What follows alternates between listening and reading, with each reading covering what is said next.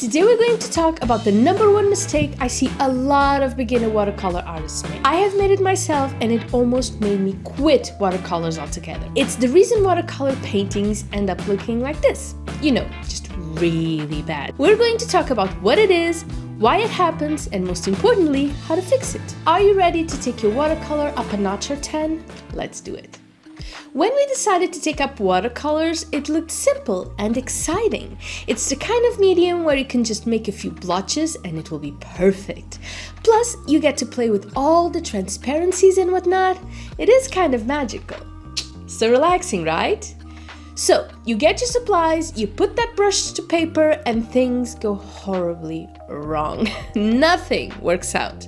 Then you come to the conclusion that pretty watercolors are a nightmare with a mind of their own, and you can't control them and you just end up giving up. All because you made the mistake of forgetting the #1 fact about watercolors. You see, in watercolors, you don't paint with paint, you paint with water. That's your medium. And if you run before you learn how to walk, or in this case, if you want to paint anything before you learn to control your water, you'll just create a big mess. Now, when we're dealing with water management in watercolors, there's 3 main things to consider. How much water is on the brush, how much water is on the paper, and how much water is on the palette. Our success depends on the combination of these 3. Let's start easy, the water on the palette. You know the drill. We activate the pigment with the water, and the more water we add, the lighter the color will be and the runnier the consistency will be. Remember the tea to butter ratio, the quintessential knowledge to water management we should all know about?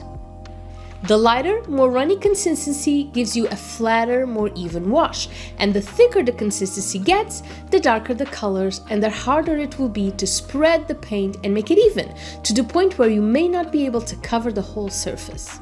Now, another very important tip for when you're painting with watercolors is making sure you always have enough paint on your palette before you start to paint. Because if you don't, you'll have a couple of problems. First, if you have to mix more, odds are you won't get the exact color right. Second, and most importantly, if you mix a runnier paint with a somewhat thicker mix already on the paper, you get blooms, or cauliflowers, or whatever you'd like to call it. Now, if this is what you're going for, fantastic, you've nailed it. If not, you have a problem. As you can see, if I use the same mix, I don't have any issues whatsoever, so don't skimp on your mixes. Make enough, and if you don't use it all, it's okay. You can let it dry and reactivate it whenever you want. Now, here's how you solve your blooms. If you add thinner paint, just keep mixing it over the bit you already have on paper, and if that paint is still wet enough, you should be able to blend it all seamlessly. Now, let's talk bleeding. Water control also has a big impact on how bleeding works. If you mix 2 wet thin paints together, you get some bleed, nothing too crazy. If you mix 2 thick paints, they pretty much freeze. Now, if you try a thick paint with a thin watered down paint, it just bursts into pigment. So there you have it, the magic of watercolor water control. Now, let's talk brushes. There are a lot of different shapes and sizes. Water-wise, different brushes hold different amounts of water. The smaller the brush, the less water it will hold. Also, synthetic brushes carry less water than natural brushes, but I don't think there's a big difference. At least not enough difference to justify the price or the animal exploitation. We have a quill, a large round brush, a small round brush, a flat small brush, and a small filbert brush.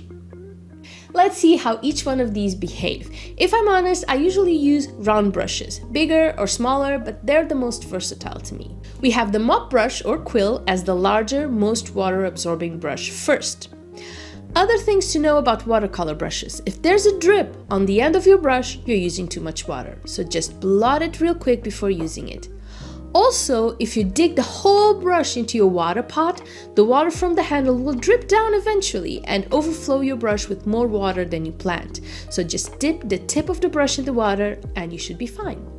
Knowing the amount of water each brush holds is very important when you're deciding which brush to use for each project. For example, I only use my quills for larger projects, bigger areas. If not, I just go with the smaller round ones. However, if for a large area you end up using a very small brush, it will take you a long time to get anywhere. And then there's our paper. First thing to mention is the kind of paper you're using matters. Cellulose paper tends to puddle much more, whereas cotton paper absorbs the water better. But we're not focusing on that today. Let's see how the paint behaves on different amounts of water on paper. First, we start with very wet paper, a puddle really. It drips and all, so when we go to add paint, there's zero control. Unless this is what you want, I do not advise it. Second attempt is still too wet, though not as big of a puddle as the first, and while the whole paint explosion is pretty enough, you've got zero control also. Big puddles over here too. Now let's see what happens when you dab your brush before wetting the paper. You can definitely control your paint better and your edges, of course. Now let's try even drier. Also pretty good. Okay, let's try it almost dry paint on dry paper. Yeah, that's not very good because again, we paint with water, not paint. Water control in watercolors isn't just about controlling the paint, it's also about the other watercolor techniques you want to use, like lifting and layering. If you're using a thick coating, you won't be able to layer very much because you get very little transparency, right? And as for lifting, let's give it a try with these. As you can see, the more you control the water, the easier it is to paint with watercolors and all its techniques. By now you've probably realized that the best way to master your water control in watercolors is to practice. You can draw shapes and fill them in, make color charts. Even making swatches can be a great way to practice not only water control, but also making flat washes and valley scales. If you like to paint all the color ranges on your swatch like I do. But most importantly, I did promise to show you how to fix it, right? So let's do that. The first way we've discussed, right? We need to blot our brush before we start adding paint to paper. Sometimes I'll just hold some paper or a rag in my hand and keep doing it as I paint. And if you blot it too much, not a problem. Just go back and refill your brush. Now, if you've already done the deed, you've added that paint to paper and it's a puddle. You can just lift it. I don't advise using the paper towel directly onto the paper because it may leave a pattern, but you can use a dry brush or keep drying your brush to lift that extra water out. This can mean dabbing your whole brush or just the tips, depending on how much water you have on there. Now, if it's a big area and you have room for it, you can also spread your water.